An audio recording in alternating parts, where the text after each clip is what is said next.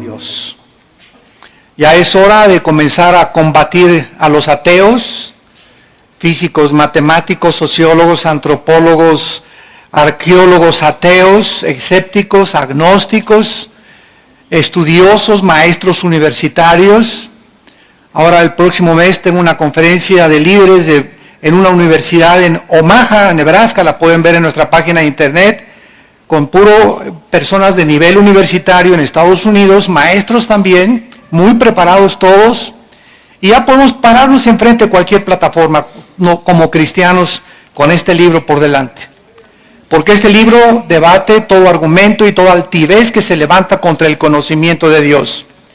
Y el sistema de pensamiento de la Biblia hace pedazos cualquier sistema de filosofía humana.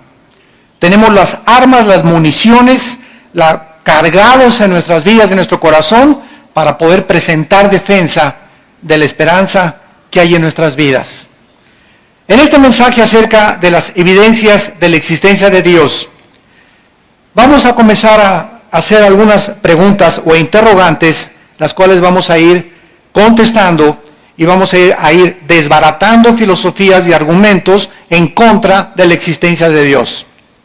Esto es muy importante para todos ustedes por la televisión que nos ven, que están en la universidad, a sus maestros como estudiantes en la secundaria, en la primaria también, para que tengas armas y puedas contestarle a los maestros la absurda e irrazonable manera de pensar de negar a Dios.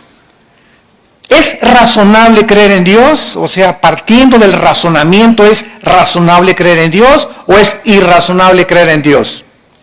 ¿Puede probarse la existencia de Dios sin apelar a creencias religiosas o sin que alguien nos tenga que decir, es que tienes que creer en Dios porque es un dogma de fe?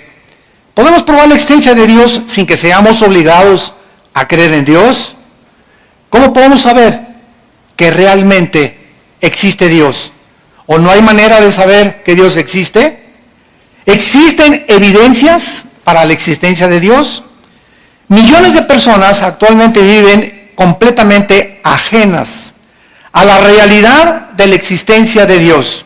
O tal vez piensan que se fue Dios de vacaciones, o que solamente somos iguales a los animales y que existimos sin ningún propósito ni sentido para vivir. Este concepto popular puede proveerle a millones de seres humanos pues cierta libertad y autonomía, pero jamás les podrá librar de la vaciedad y de la falta de propósito para sus vidas. Continuamente estoy leyendo acerca de billonarios, deportistas famosos, artistas de cine, políticos, que continuamente vemos que tienen casas de 50, 75 millones de dólares. Una serie de vehículos, ¿verdad? 10, 15 vehículos de los más exóticos que te puedas imaginar.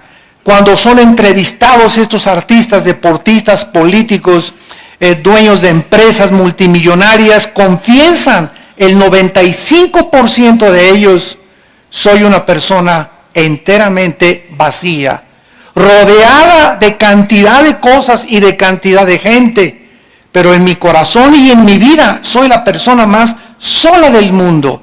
Una de ellas es un mexicano muy conocido y tal vez reconocido como el más grande millonario de México, que continuamente expresan su soledad y la vaciedad de sus vidas. Millones de personas también actualmente tienen medios para vivir, pero sin embargo no tienen significado para vivir. En Eclesiastés capítulo 6, versículo 1 y 2, el rey Salomón comenzó a examinar la vida sin Dios, porque él apostató, el rey Salomón apostató. Y cuando el rey Salomón apostató y probó esa vida sin Dios, dijo, voy a probar mi vida ahora con placeres, a disfrutar a las mujeres que tengo, tal vez drogas, también experimentó con drogas, voy a hacer esto, voy a hacer aquello. Y cuando Salomón quiso salirse del control de Dios, y experimentó todo lo que aparentemente el mundo le sigue ofreciendo a todos los seres humanos, Salomón concluyó y dijo en Eclesiastés 2 del 1 al 2, le dije a mi vida, voy a probar esto, voy a probar aquello, pero a la risa le digo en lo que es y al placer, ¿de qué sirve esto? Entonces, tenemos ejemplos como el de Salomón, ¿verdad? Cantidad, como repito, actualmente en políticos, deportistas, artistas, que llegan a la misma conclusión. Actualmente tenemos también contactos aquí en México, ¿verdad? Con muchos artistas que se están convirtiendo, vedettes que se están convirtiendo, como ustedes no se imaginan. Tenemos una cantante muy famosa en México, ¿verdad? Que ya levantó una iglesia, gracias a Dios, y a su iglesia asisten cantidad de artistas y cantantes famosos, y todos llegan así. Vengo, ¿verdad?, del mundo artístico, de todo el mundo me alaba mi cuerpo precioso, vedettes con unos cuerpos increíbles, parecen Barbies, y divorciadas 2, 3 veces.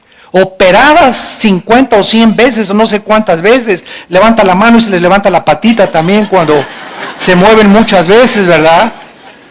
Y esto lo comprobaron en el último Miss Universo. En el último Miss Universo que hubo, el 80% de las muchachas en Miss Universo, el último que hubo, menores de 23, 24, estaban todas, el 85%, tenían más de 4, 5, 6 cirugías en su cuerpo. Que más pompis, que más pantorrillas, que más esto, que más busto, etcétera, etcétera. O sea, llegan esas mujeres que no han desarrollado sus músculos, ni sus tejidos, ni sus tendones. Y como dice el más grande de los cirujanos plásticos que vive en Miami, Florida, si una mujer se opera antes de los 40 años, arruina para siempre su cuerpo. Porque los tejidos no han sido completamente afirmados, entonces se les comienza a los 30 años a deformar, o se les hace la boca así, o se les cierran los ojos, o se les jala más, y ya no son ellas. Entonces, ¿cómo es posible, verdad, que antes de esa edad ya quieran ellas meterse cuchillo? Pero todo ¿por qué? Por la competencia que existe. Es que es bella, quiero ser más bella que ella. Y desgraciadamente, si tú te metes a una telenovela, escogen a las mujeres más bonitas y a los hombres más guapos. Y creemos que así somos todos. Y no es cierto. La mayoría tenemos cara de armadillo. Entonces, Dios, y creemos y les tenemos envidia, ¿no? Y sabes que esos galanes que tuvieron esas muchachas, tú no sabes lo que se conoce como la maldición de la belleza.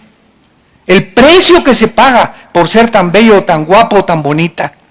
¿Por qué? Porque llega el momento en que esas muchachas no se conforman con uno, y viene el otro millonario y le ofrece otro, y se van con el otro y con el otro, llegan a los 30, 35 años de edad, ya le entregaron su cuerpo a más de 20 hombres, y comprobaron con todo si ninguno les pudo satisfacer, porque se creen tan bonitas que necesitan lo mejor, y pueden andar de uno y en otro y en otro.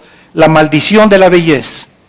Qué padre, ¿verdad?, que te cases con alguien mejor con cara de armadillo, ¿verdad? Y que tu matrimonio dure mucho más tiempo y que te des cuenta que un matrimonio no puede estar basado en la belleza externa.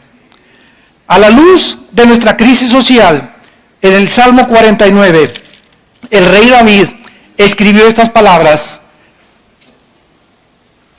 Salmo 49, del 11 al 2.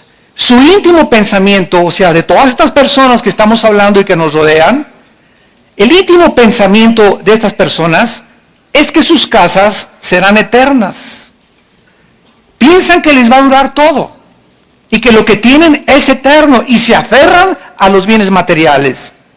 Sus habitaciones para generación y generación dan sus nombres a sus tierras. Esto es increíble porque hasta las iglesias ha entrado esto. Yo conozco iglesias donde si tú das cierta cantidad de dinero, a tu banca le ponen tu nombre. Increíble. Y esa banca solo tú te puedes sentar ahí. O sea, tienes una acción, ahora sí que se podría llamar, ¿verdad?, acciones dentro de las iglesias. O te dicen que si mandas predicadores y mandas tal cantidad de dinero, te van a mandar grabar en tal parte o en tal pared con letras de oro tu nombre. Entonces, todo esto, ¿verdad?, viene de la mercadotecnia mundana que se está infiltrando a la iglesia cristiana y que comenzamos a darnos cuenta, ¿verdad?, que a mí qué me importa que mi nombre o no esté mi nombre. El que es glorificado en la iglesia es el Hijo de Dios. Virgen de la Macarena. Mas el hombre, dice el Salmo, no permanecerá en honra, es semejante a las bestias que perecen. Increíble. Cuando es la palabra de Dios, el Espíritu Santo no se ha equivocado. Y el Espíritu Santo compara a este tipo de personas, las compara con los animales. ¿Por qué? Aunque no son animales, porque llevamos la imagen y la semejanza de Dios, viven solamente para trabajar, para comer y para dormir. ¿Qué hace una vaca? ¿Qué hace un burro? ¿Qué hace un perro? Comen, se duermen, las vacas, todo el día, paste, y se duermen, y se levantan, y comen, y duermen. Los animales para eso viven. Pregunta una persona, oye, ¿tú para qué trabajas? Para comer. ¿Y para qué comes? Para trabajar. ¿Y no hay otro propósito en tu vida?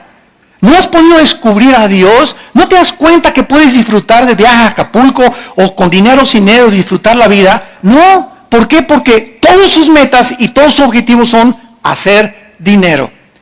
Y se enseña a los hijos, dice, cásate con un muchacho que tenga esto, que tenga convertible, que tenga dinero y con una muchacha bonita. Y creemos que ya está garantizado nuestro destino.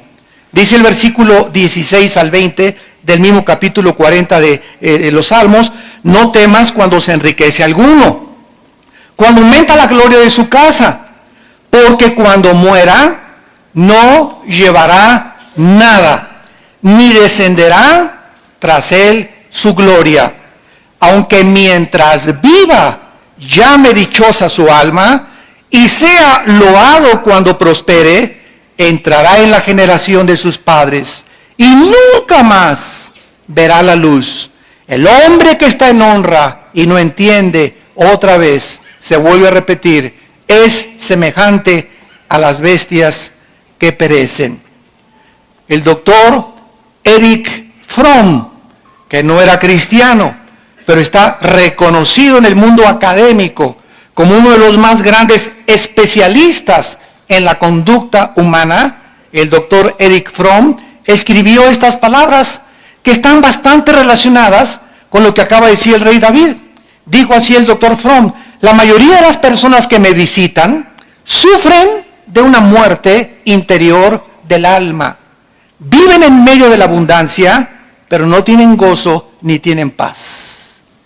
Estamos hablando de un psiquiatra, ¿verdad? Que famosísimo, reconocido como de los mejores que hay, que está reconociendo que hay algo mucho más en sus pacientes que les hace falta. En otras palabras, me visitan millonarios, me visitan hombres, médicos, diputados, políticos, y me doy cuenta que todas estas personas que me visitan no se diferencian de los animales, son como zombies. Parece que no tienen alma, no tienen más que un objetivo, vivir para qué, y ya que tengo dinero, ya que tengo belleza, ¿y ahora qué sigue? Ya fui presidente de la República, te dura 6 años, compadre, el puesto. Ya fuiste gobernador, te dura 4 años o 6 años. Y cuando acabes eso, ¿qué? Y ya soy guapo, y ya soy artista, y cuando llegues a los 40 años, que tengas cara de rana, ¿verdad? Y que ya se te haya quitado de la belleza y todo, ¿qué vas a seguir viviendo en eso? Obsesionada, como las artistas de Hollywood, como Elizabeth Taylor, que a los 80 y tantos años de edad se casó la niña 9 veces. Veamos ahora entonces la importancia de tener a Dios. El tema de la existencia de Dios tiene muy serias consecuencias para la existencia de cada uno de nosotros. Porque ningún otro asunto es más importante para el ser humano y profundo que estar conscientes que no somos animales. Que no vivimos solamente para producir, para hacer dinero, para destacar, para ser adorados, para ser aplaudidos, para ser reconocidos. Hay cosas mucho más profundas que esas en la vida. Es importante la importancia de Dios antes de probar la realidad de Dios como lo vamos a hacer. Hace algún tiempo un oficial de policía observó a un hombre en la orilla de un puente que estaba listo para aventarse y suicidarse. El policía se acercó con este suicida potencial y le dijo, hagamos un trato, dame 10 minutos para probarte que vale la pena vivir. Y entonces te doy yo a ti 10 minutos, si tú me demuestras por qué no vale la pena vivir, y te avientas entonces. Bueno, pasaron 20 minutos, y entonces le digo al policía, si no te convenzo, te puedes suicidar. Después, de acuerdo a esta historia, después de los 20 minutos, los dos se tomaron de la mano y se brincaron hacia abajo.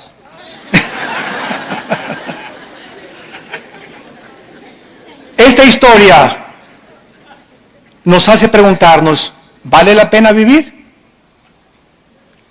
¿Cuál es la base lógica? ¿Cuál es la razón de nuestra existencia? ¿Para qué vivimos?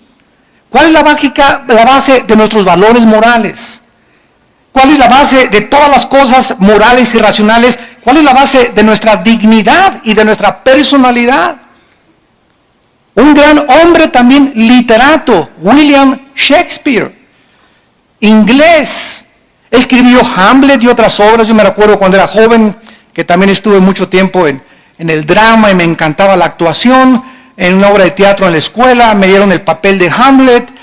Morir, vivir, dormir, no más. He aquí el problema, que es más levantado para el espíritu sufrir los golpes y los dardos de la insultante fortuna, o levantar las armas contra un piélago de calamidades y haciéndole frente a acabar con ellas. No se me olvidan todavía todas esas frases de la obra de Hamlet que tenía yo que repetir.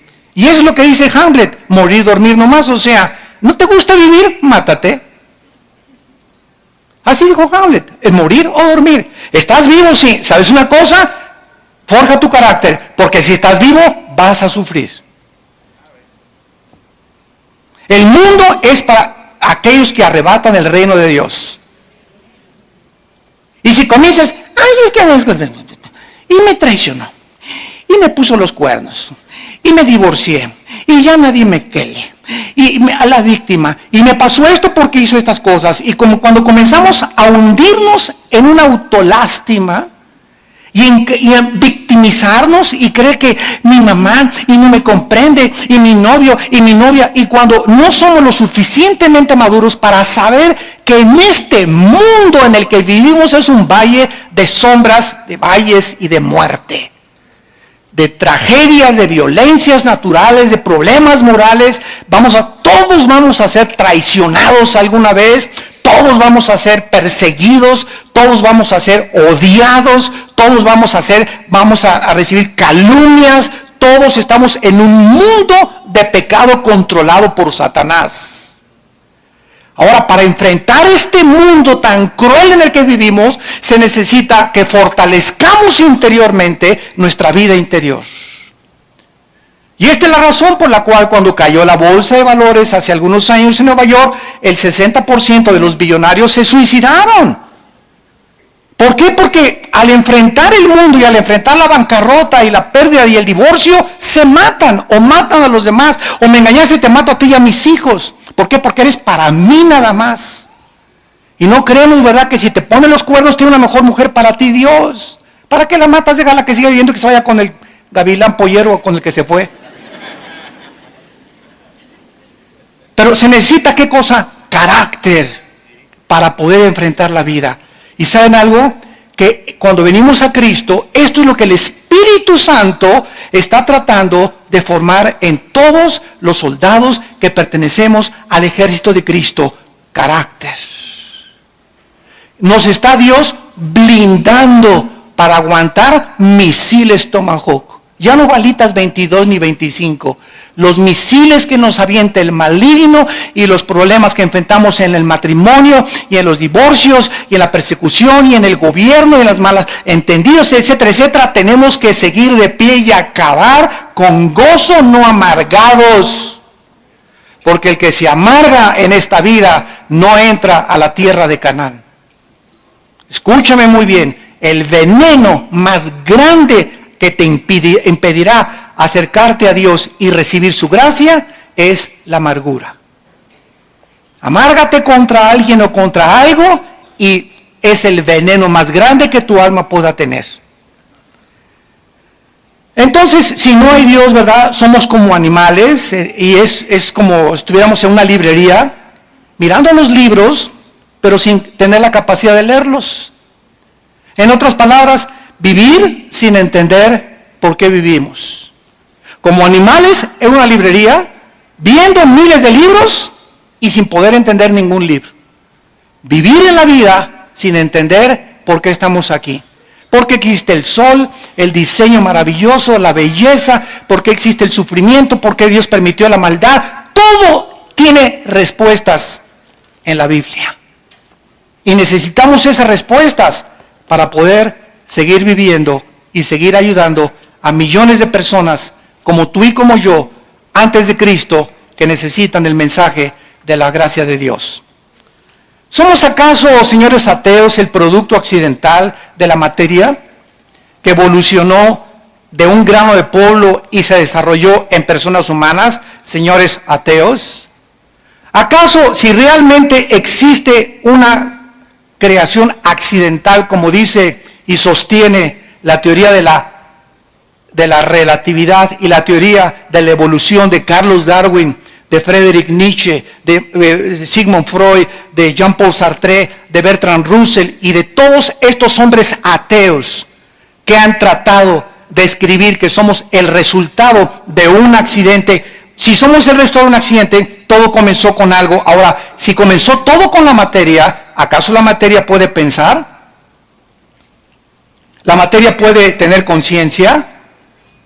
Entonces, ¿de dónde salieron los pensamientos y la conciencia? Que son nuestros pensamientos. Nuestros pensamientos trascienden la materia. Yo no puedo capturar los pensamientos, ni tú sabes lo que yo estoy pensando.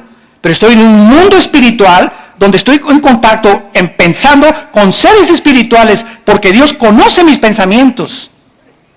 Entonces, estas explicaciones no tienen respuesta en el ateísmo. ¿Acaso la materia produjo los sentimientos y la conciencia? ¿Puede la nada producir nada? ¿Cabeza de calabaza? La ausencia de Dios en la realidad, ¿verdad? Jamás se puede explicar por qué la búsqueda de la verdad, del bienestar social, de la justicia, del vacío tan grande que existe en el alma humana.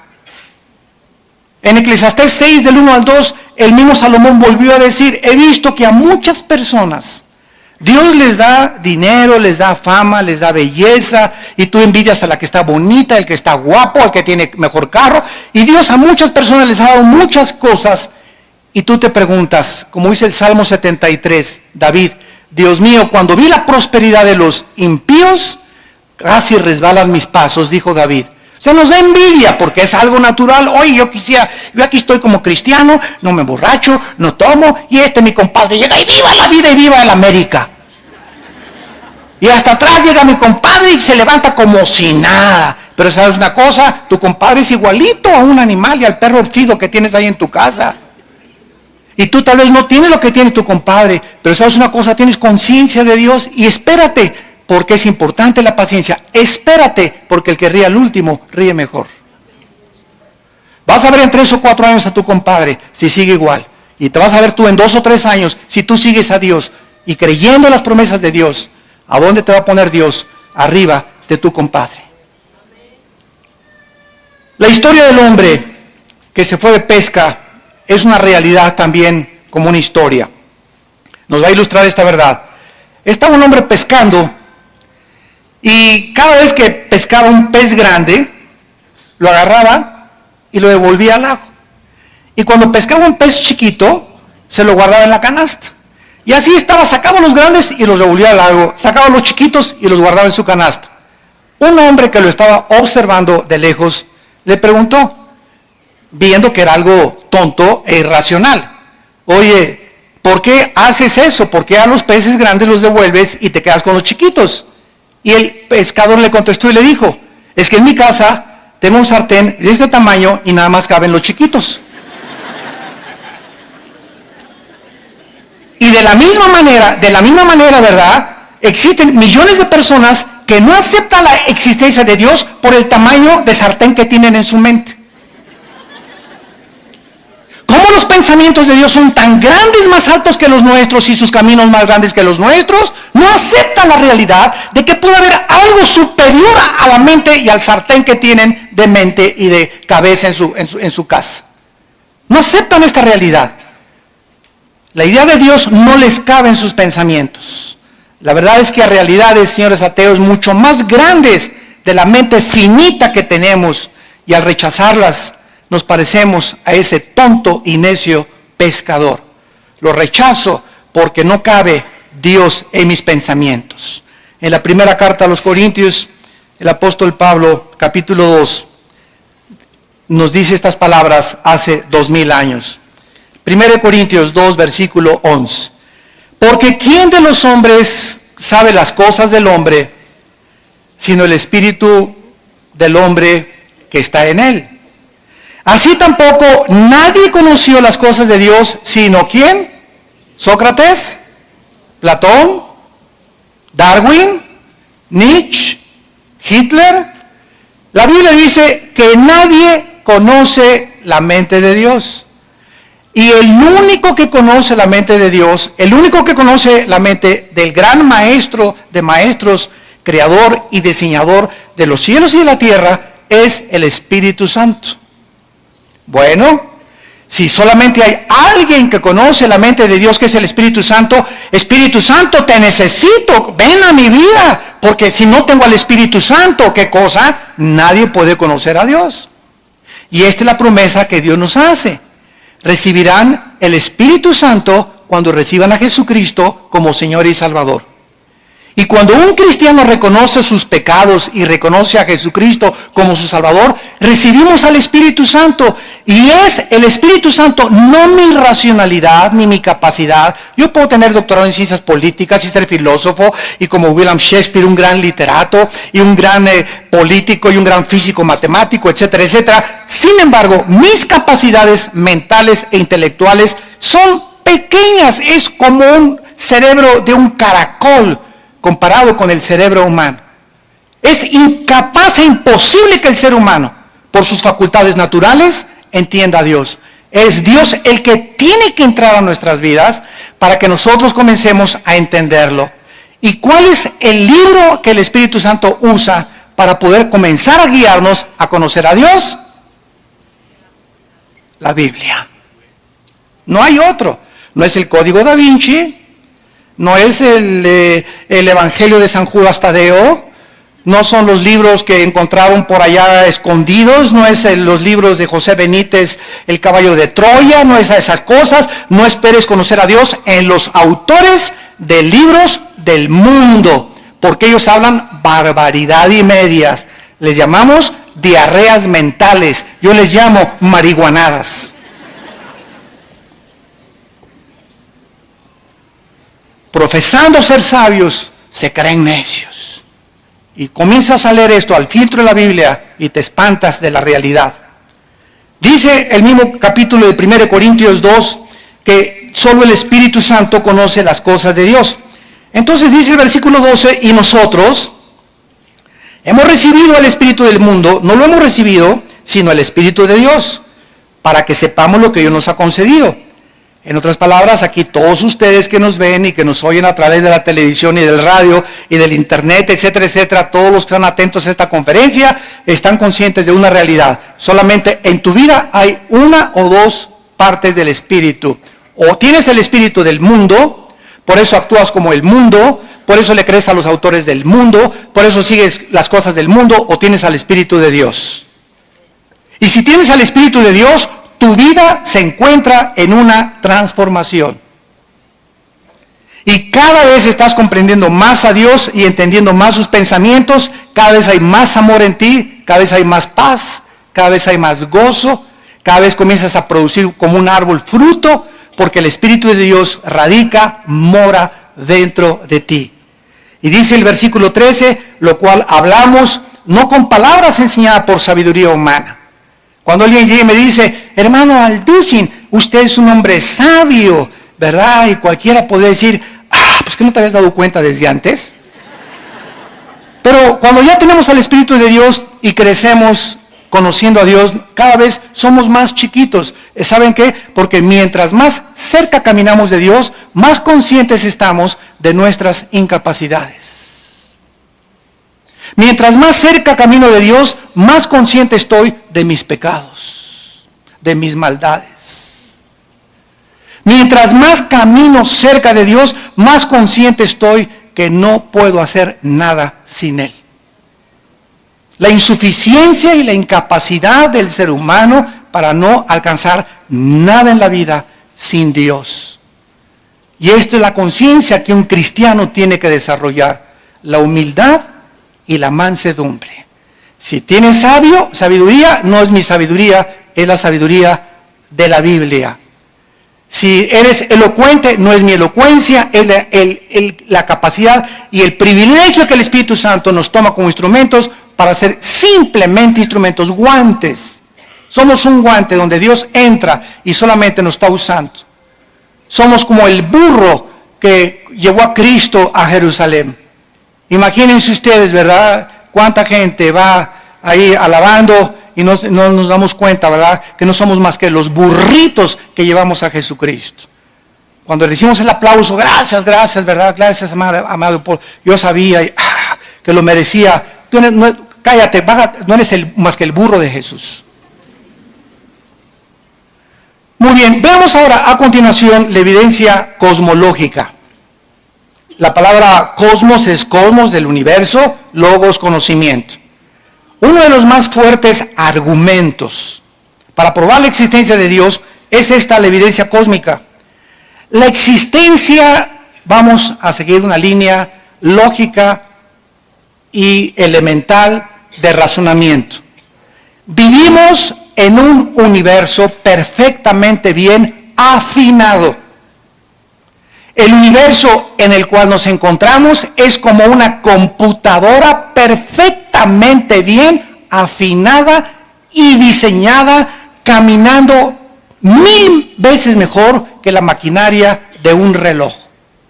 Yo agarro el reloj y lo desarmo y tiene cosas, pero que se necesitan lentes especiales y tornillos especiales para ver que mi secundero esté caminando continuamente y me dé la hora exacta durante 10, 20, 30 años que tenga mi reloj.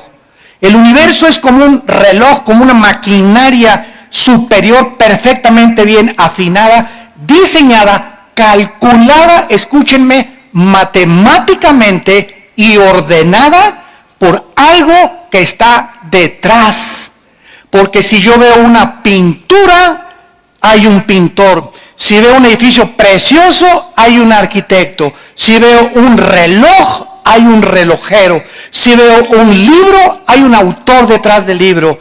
Todas las cosas tienen una causa de ser. Y si vemos un universo diseñado, calculado, afinado matemáticamente, con un diseño precioso donde todo funciona, cualquier cosa que se saliera del funcionamiento, el universo explotaría. Yo llego a una conclusión: los cielos cuentan la gloria de Dios y el firmamento, la obra de sus manos. Oh Dios, tú tienes que existir, tú tienes que estar detrás de todo esto. Esto no pudo haber surgido de la nada ni accidentalmente. La vida no es un accidente tampoco, hay una razón por la cual existimos. Como dice el Salmo 19, ¿verdad? La gloria de los cielos cuenta la gloria de Dios. No se necesita, dice Romanos 1, porque lo que de Dios se conoce les es manifiesto, porque Dios se los manifestó. Y está hablando de los paganos que no tienen la Biblia, porque las cosas invisibles de Él, su eterno poder y deidad, se hacen claramente, lo que es invisible se hace visible a través de las cosas hechas, de manera que ni los aucas, ni los aztecas, ni los chichimecas, ni ninguna tribu, ni ningún pagano, ni budista, ni nadie tiene excusa para decir el universo se hizo solo. Por eso en la conferencia que dimos ayer, la religión del anticristo, demostramos que desde el hinduismo, que es la religión más antigua, hasta nuestros días, el hombre es incorregiblemente religioso, como dijo Sigmund Freud, el psicólogo vienés. El hombre es incorregiblemente religioso. Siempre a través de todas las civilizaciones y de los años, el ser humano ha tratado de adorar algo, sentir algo, y los que no, van a las pirámides de Teotihuacán. Hazme el favor, van a las pirámides de Teotihuacán a recibir energía, por el amor de Dios. O se van a las a las pirámides de Egipto, tantas cosas que inventamos, ¿verdad? Pero es que estamos conscientes de que hay algo que trasciende nuestra conciencia humana y la vida natural del ser humano en este planeta. Vean ustedes en Isaías 40, hace 2750 años, lo que este profeta escribió acerca de Dios. Isaías 40, versículos del 12 al 14. ¿Quién midió las aguas con el hueco de su mano? ¿Saben ustedes la cantidad de agua que existe en el planeta Tierra? ¿Saben ustedes que 2/3 partes del planeta son agua? Y dice el profeta, guiado por el Espíritu Santo, que esta cantidad de agua cabe en la mano de Dios. Es simplemente usando comparaciones para que tengamos una ligera idea nada más de la grandeza de Dios. Con 3 dedos juntó el polvo de la tierra. Dice, en una mano de Dios cabe todo el agua del planeta Tierra. Le bastaron 3 dedos para los trillones de trillones, cuatrillones, quinquillones de granitos de arena que hay en el mundo. Dios los juntó con 3 dedos. Pesó los montes con balanza y con pesas de los collados. En otras palabras, cuando Dios fundó este planeta, lo midió. La Tierra tiene que tener esta circunferencia. No hizo que aparezca una bola ahí flotando. Midió exactamente Dios porque Él es el gran diseñador. Y la Tierra tenía que tener exactamente la curvatura, la inclinación de 23 grados y medio sobre su eje exactamente. La distancia que tenía que tener la Tierra del Sol tenía que ser perfectamente bien calculada, porque más cerquita del Sol o el Sol más rojo o menos azul no podría producir la fotosíntesis. Tendría la Tierra que dar su giro en 24 horas para que nosotros no sintiéramos que estamos en la rueda de la fortuna, ¿verdad? Ahorita la Tierra está girando a cierta cantidad de kilómetros sobre su eje en 24 horas y al mismo tiempo nuestro planeta está siendo trasladado. Gira y se traslada y ninguno lo siente. Pues gracias a esto Dios calculó para que el movimiento fuera perfecto y para que a través de este movimiento de la Tierra y su traslación hubieran 4 estaciones del año. Para que no nos aburriéramos con puro invierno, con pura primavera, con puras hojas cayéndose en el otoño, ¿verdad? Para que tuviéramos diferencias y supiéramos que la vida tiene cambios. Hoy es primavera, ahora el otoño se comienzan a caer y así es la vida. La vida a veces tenemos valles, ¿verdad? Donde estamos tranquilos y y hay montes que subir. Hay montes y valles.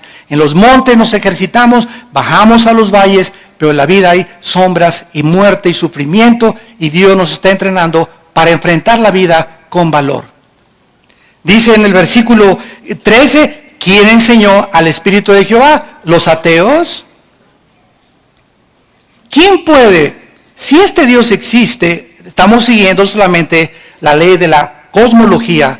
Si este Dios existe y nos ha maravillado con esta creación, ¿puede un ateo decir, bueno, mira, yo no creo en Dios, porque si Dios es Dios, ¿por qué permite que los niños se mueran? ¿Y por qué permite tantas maldades y los tsunamis y las tragedias? Bueno, señor ateo, es lo que yo les he contestado. Tú no estás dudando, fíjense, tú no estás dudando, tú te dices ateo y me estás diciendo que eso fue lo que te guió al ateísmo, porque el 90% de los ateos son ateos heridos, lastimados. Algo les pasó en sus vidas que se amargaron contra Dios.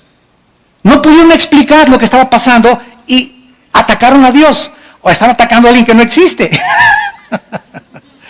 Entonces yo le dije una vez a un ateo, ¿verdad? En una universidad, le dije, mira, tú no estás atacando la existencia de Dios, tú estás atacando el carácter de Dios.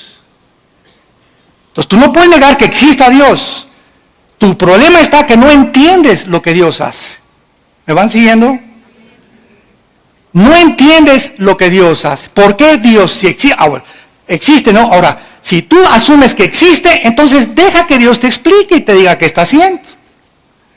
Es como el niño, ¿verdad? Que llega y le dice a su papá, papito, papito, papito, ¿por qué me hiciste pum, pum, pum, pum? No me queles. Y el papá te dice, mira, chamaco, cerebro de cuija, no te voy a explicar ahorita, o sea, no me vas a entender, pero a los 8 o 9 años de edad vas a entender que el amor tiene 2 manifestaciones. Te amo cuando te abrazo y te amo cuando te hago pum, pum, pum. Porque si hay amor sin disciplina es sentimentalismo. Y si hay puro pum pum pum es dictadura. Entonces necesitan los dos elementos para educar a un niño. Amor, pero nunca le dejes de pum pum pum, porque crece con un carácter en rebelión. Nacen con la necedad, dice Salomón en Proverbios, ligada en la naturaleza humana. Desde chiquitos vamos en contra de la autoridad. Y comemos y te avientan los espaguetis. Y púchila. Y no quiero. Y como trompos se comienzan a darse vueltas y cómprame esto. Y tienen un juguete y no quiero esto y quiero el del otro. Y vemos desde chiquitos que traemos la maldad ya arraigada en la naturaleza humana. Y se necesita la vara y el amor, mezclados con sabiduría para no excedernos en ningún extremo. Bueno, así es Dios. Tú no entiendes por qué permitió al diablo, ok, lo vas a entender como dijo Don Teofilito. Porque sus pensamientos son más grandes que tus pensamientos. Entonces no trates de combatir y pelearte con una cosa superior a tu vida. Esto es lógico. Bueno, entonces ¿cómo lo puedo entender? Ok, reconoce que Él existe, que Él murió en la cruz por tus pecados, que pagó con su sangre, con su Hijo Jesucristo. Cae de rodillas, reconoce que necesitas y que eres un pobre caracol, cuija, ¿verdad? Renacuajo de agua puerca. Y cuando reconozcas tu incapacidad y no agarres a Dios, a ver, págate para acá el cielo. Siéntate aquí en los sentidos acusados. A ver, Dios, ¿por qué hiciste esto? Imagínate nada más, esa es la posición atea. ¿Por qué hiciste esto? A ver, espérame tantito. Si tú fueras Dios, ¿hubieras hecho algo mejor? Claro que sí. No hubiera permitido tanta maldad en el universo. ¿Así? Pues entonces hubiera sido un Dios que hubiera creado puros robots y zombies. Porque si no hay libertad para el mal y no hay libertad para el bien, ¿cómo podemos comparar qué es la misericordia y qué es la bondad y qué es el bien de Dios?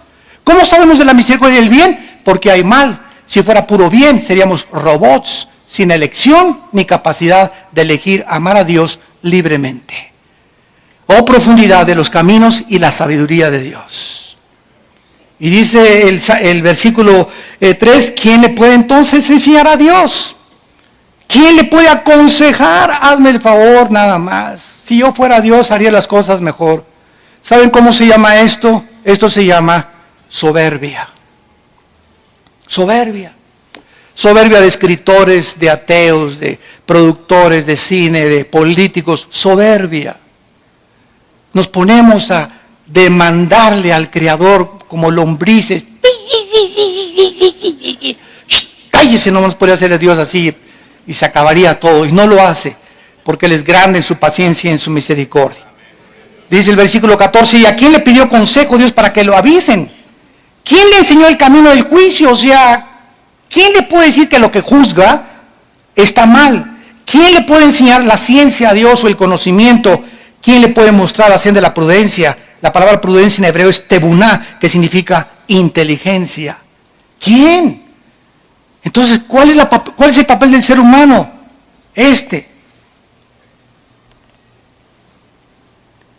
El Señor da y el Señor quitó, sea su nombre bendito. Dios, enséñame, me arrepiento hasta el polvo y enséñame tú el camino. Yo no soy nada ni nadie sin ti. Vengo a seguirte y a obedecer tu santa voluntad.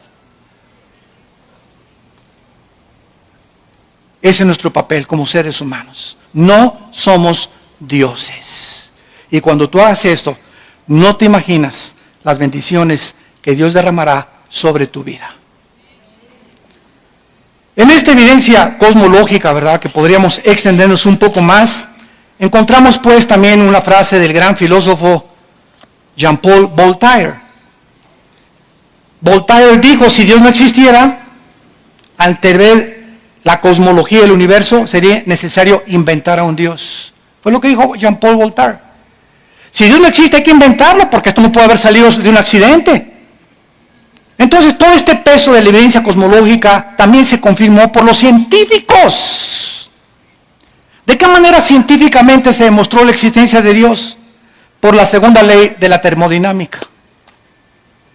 ¿Qué dice esta ley? Que todo absolutamente en el universo está sufriendo un desgaste natural de la energía, lo cual se conoce como la ley de la entropía. todo se echa a perder. Nuestro cuerpo está envejeciendo todos los días, muriéndose celularmente. Los edificios tenemos que cambiar la pintura, el agua se echa a perder, todo se oxida. El refrigerador nos muestra que la ley de la evolución no existe. En lugar de que estemos evolucionando, está retrocediendo. El universo está consumiéndose. El sol está perdiendo millones de toneladas más a cada segundo. El universo no ha existido eternamente. Es como un reloj que se le dio cuerda y se le está acabando la cuerda. Y los científicos lo reconocen. Sin la ley de la entropía o de la segunda ley de la termodinámica, no existiría ninguna ciencia. Absolutamente ninguna. Porque todas se basan en la primera y la segunda ley de la termodinámica. Antes de que estas leyes fueran descubiertas, la Biblia en el libro de los Hebreos, capítulo 1, ya hace 2000 años, decía estas palabras. Hebreos capítulo 1, versículo 10. Tú, oh Señor, en el principio fundaste la tierra y los cielos son obra de tus manos. Fíjense lo que dice el libro de Hebreos. Ellos perecerán, o sea, en la Biblia está escrito, antes de que se descubriera la segunda ley de la termodinámica y la ley de la entropía, que el universo estaba desgastándose. Y hace 2000 años no había telescopios, calculadoras, ni las computadoras que tenemos actualmente. Pero el autor de Hebreos ya está escribiendo y está profetizando que el universo va a perecer, va a llegar a un fin, mas tú permaneces. Ellos perecerán, mas tú permaneces, y ellos se envejecerán como una vestidura. Como un vestido los envolverás y serán mudados, pero tú eres el mismo y tus años no acaban. Esto contesta la famosa pregunta de los niños: ¿quién creó a Dios? ¿No te han preguntado eso a alguno de tus sobrinos, nietos o tataranietos? ¿Quién creó a Dios? Bueno, esto es muy importante, ¿verdad? Si el universo tuvo un principio, tiene una causa, ¿correcto? Síganme con mucho cuidado. El universo tuvo un principio, el universo tiene una causa. Notemos algo, que todo lo que tiene una causa, ¿verdad? Tiene un principio. Pero notemos que no dijimos que todo tiene una causa. Dios, para contestar esta pregunta a los niños, mijito, Dios no tiene una causa, porque Él ha existido no desde el principio. Dios no tiene principio, solamente lo que tiene principio tiene una causa. La materia, el espacio y el tiempo tuvieron un principio, Génesis 1:1. Entonces tuvieron un principio, pero Dios, al no tener un principio, no necesita una causa para existir. ¿Capiche? Dios, al no tener una causa, no necesita, ¿verdad?, un principio, ni tiene un principio para tener una causa. Entonces, cuando decimos Dios es eterno, muchos cristianos creen, es que Dios tiene billones de existencia. O sea, metemos a Dios a nuestras 4 dimensiones en que vivimos y creemos que Él está viviendo nuestras 4 dimensiones, pero nuestras 4 dimensiones tuvieron un principio.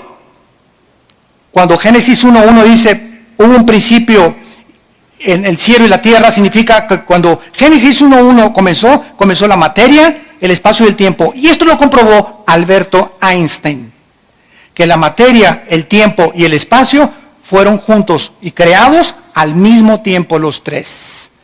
Entonces, Dios es eterno, no significa que ha vivido millones de años, significa que Él vive en otra dimensión que no es la nuestra.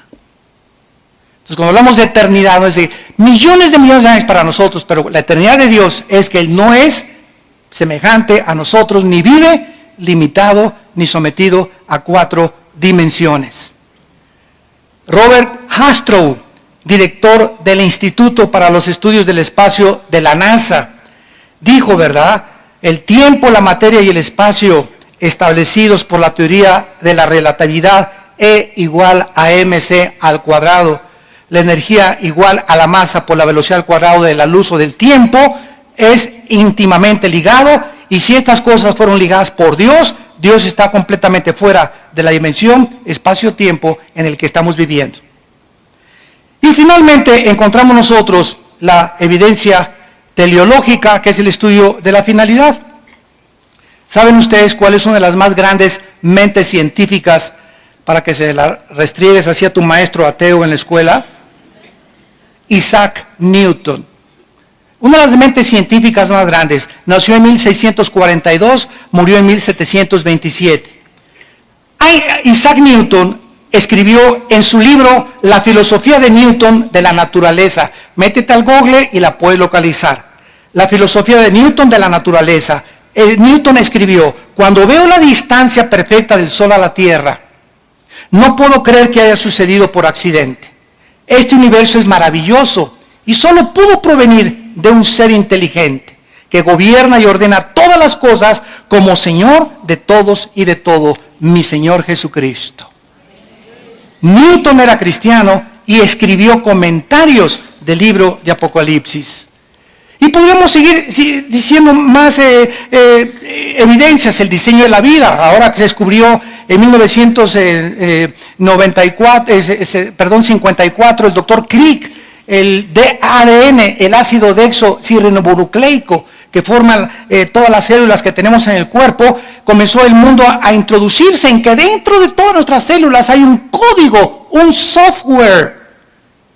Y para que haya información, un código, tiene que haber alguien que puso esa codificación. No se puede codificar nada sin una mente inteligente.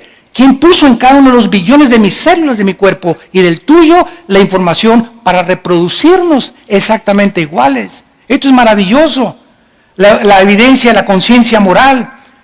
Emmanuel Kant, 1724-1804, escribió en su libro La crítica de la razón.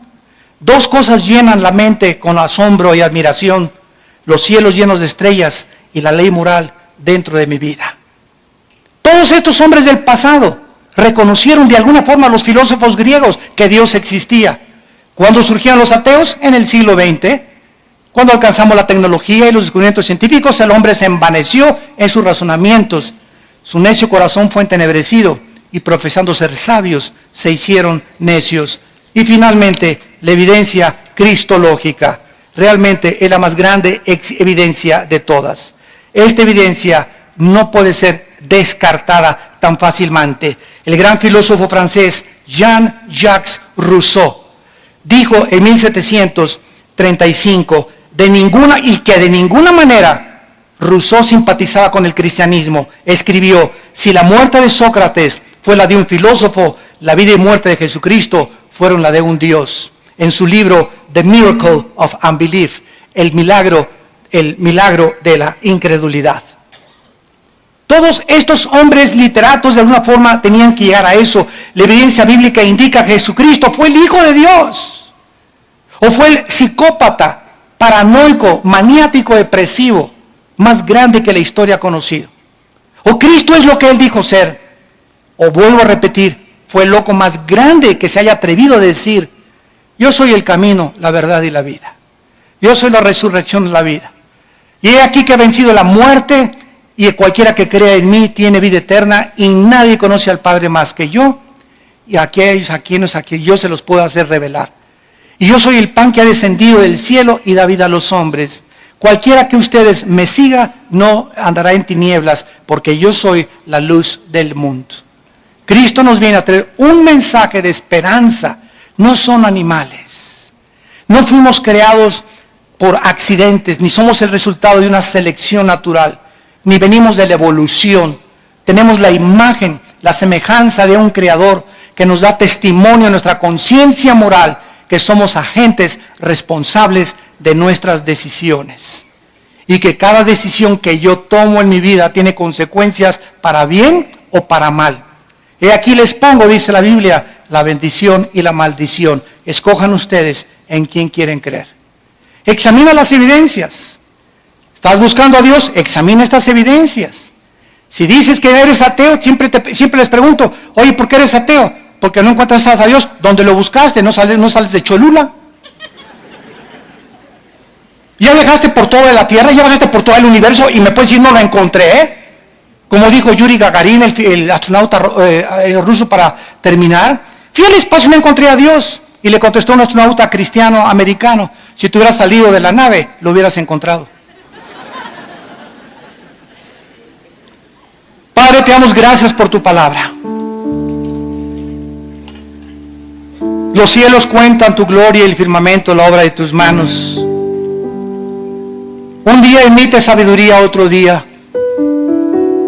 No necesitamos ni siquiera oír palabras ni tu voz audiblemente,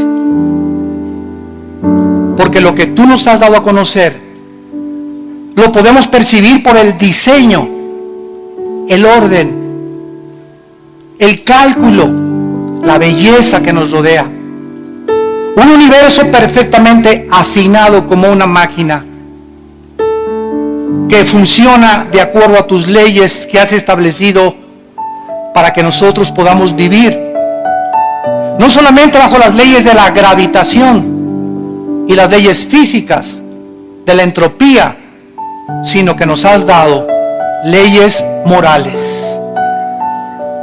Los 10 mandamientos, para que sepamos que no somos dioses y que debemos seguir, Señor, tus leyes morales si queremos que nos vaya bien, si queremos descubrir la paz y la llenura de tu Espíritu Santo, si queremos vivir con esperanza y con seguridad, porque separados de tu Hijo nunca nada podremos hacer.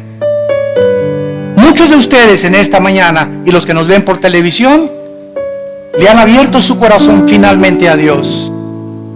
Gloria a su nombre. En este instante aprovecha en que el Espíritu Santo ha preparado tu corazón para invitar a Cristo como tu Salvador. Y ahí desde tu lugar, dile estas palabras: Señor mío y Dios mío, perdona mis pecados, mi soberbia intelectual, mi rebelión contra tus leyes, mi insensatez, mi irracionalidad, porque ahora me doy cuenta qué grande eres, cuán lejos estás de mis pensamientos todavía, pero creo que en esa cruz tu santo Hijo Jesucristo dio su vida mediante el derramamiento de su sangre para perdonarme de todas mis maldades. Señor Jesucristo, creo que a los 3 días resucitaste de los muertos, y como estás vivo, te pido en este instante en que mi corazón está preparado para recibirte, que entres a mi alma.